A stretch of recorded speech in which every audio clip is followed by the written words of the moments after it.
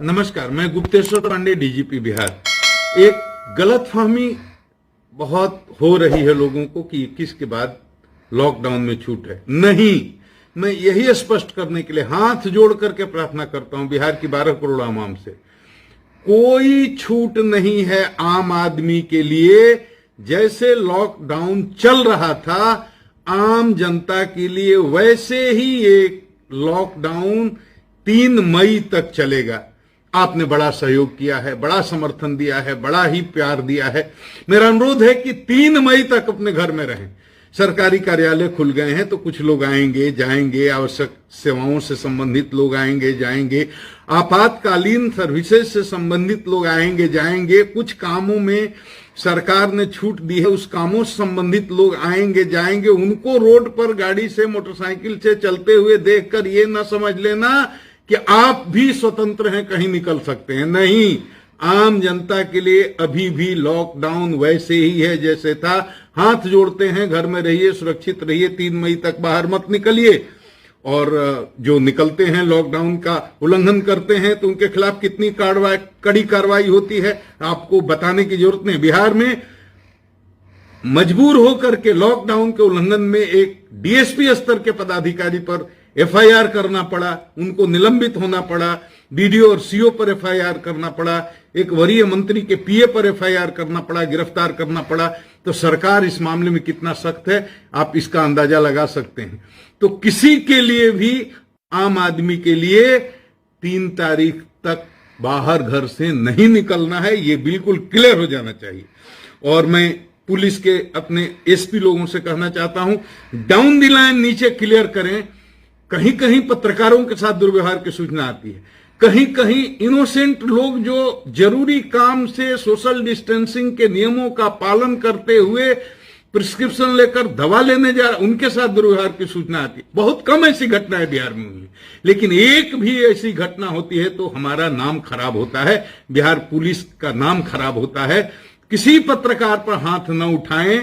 Identity पत्रकार बंधुओं से भी अनुरोध करूंगा कि हमारे पुलिस के लोग बहुत ही तनाव में जी रहे हैं, अनावश्यक उनसे न उलझें और जब भी निकलें ग्रुप में न निकलें, अकेले अपना आई कार्ड लेकर के ही निकलें और विनम्रता से, शालीनता से वो पेश आए। जब भी उनको पूछा जाए वो दिखाएं।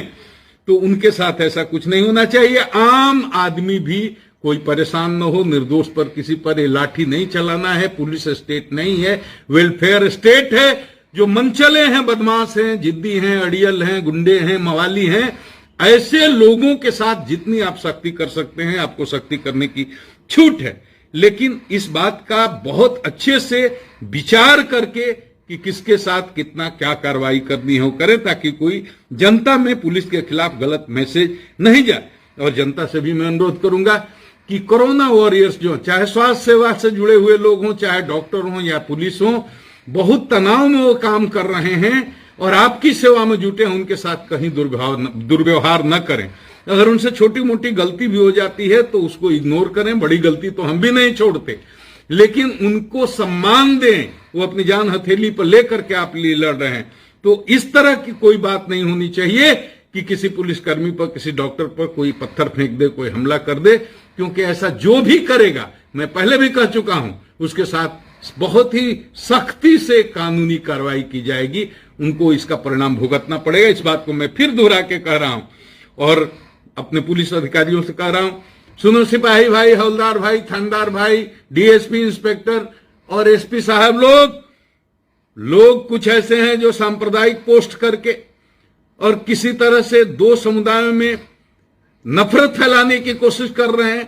सैकड़ों लोगों की ऐसी गिरफ्तारी हुई है। जो पोस्ट करता है उसको तुरंत दबोच लीजिए, मुकदमा कीजिए, गुंडा रजिस्टर में उसका नाम चढ़ाइए, केस में चार्जशीट करिए, स्पीडी ट्रायल कराइए, ताकि वो जीवन में ऐसी गलती करने की हिम्मत न करे। एक बार ये हो गया, सरकारी नौकरी नहीं मिलेगी, चरित्र सत्यापन प्रमाण पत्र नहीं मिलेगा, जीवन में बहुत ही संकट का सामना करना पड़ेगा। इसलिए मैं नौजवानों से अनुरोध करता हूं, चाहे किसी समुदाय के हों, किसी तरह के बहकावे में आकर कोई भड़काऊ पोस्ट न करें, कोई अफवाह न फैलाएं। सोशल मीडिया पर भी ध्यान रखिए। पत्रकार हमारे स्तंभ हैं, उनका सम्मान करना हमारा धर्म है। लेकिन पत्रकारिता के नाम पर कुछ ऐसे लोग भी आ गए हैं जो पोर्टल खोल खोल करके और गलत न्यूज अफवाहें फैलाते हैं। कम हैं, लेकिन ऐसे लोग हैं। तो ऐसे लोगों के खिलाफ भी कार्रवाई होगी, ये बात उनको ध्यान में रखना चाहिए। उनकी जिम्मेवारी है। वो अगर मीडिया के चौथे स्तंभ हैं तो उनकी जिम्मेवारी है। कोई भी जिम्मेदार पत्रकार इस तरह की कोई गलत अफवाह नहीं फैला सकता अपने चैनल के माध्यम से। लेकिन कुछ लोग हैं, तो ऐसे जो कुछ लोग हैं उनको चिन्हित करें और विचार करके उन पर कार्रवाई करें। और मैं फिर ये कहना चाहूंगा, किसी भी स्थिति में बिहार में सांप्रदायिक सौहार्द को बना करके रखना है। ये ऋषियों मुनियों बलियों की धरती है, सांप्रदायिक सद्भाव की धरती है। हिंदू मुसलमान यहां हमेशा सदियों से एक साथ रहते आए हैं, प्रेम और सद्भावना और एकता के साथ इसको बनाकर रखना है।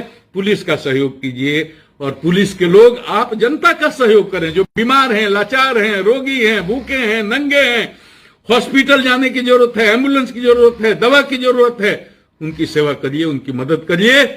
जनता का दिल जीतिए, सेवा से जीतिए। केवल लाठी चला कर ये दिल नहीं जीत सकते। तो मैं जनता से और आम पब्लिक से जो कहना था मैंने कह दिया। मैं तमाम पत्रकारों से भी अनुरोध करता हूं कि संकट के समय में हमारा सहयोग करें। मुझे आपका प्यार, मुझे आपका आशीर्वाद चाहिए। और आपके साथ, अगर आप जेन्युइन आदमी हैं, किसी तरह की कहीं कोई गलती होती है, आप हमको बताएं, हम उसका संज्ञान लेंगे। आप सबों को मेरा बहुत बहुत प्रणाम।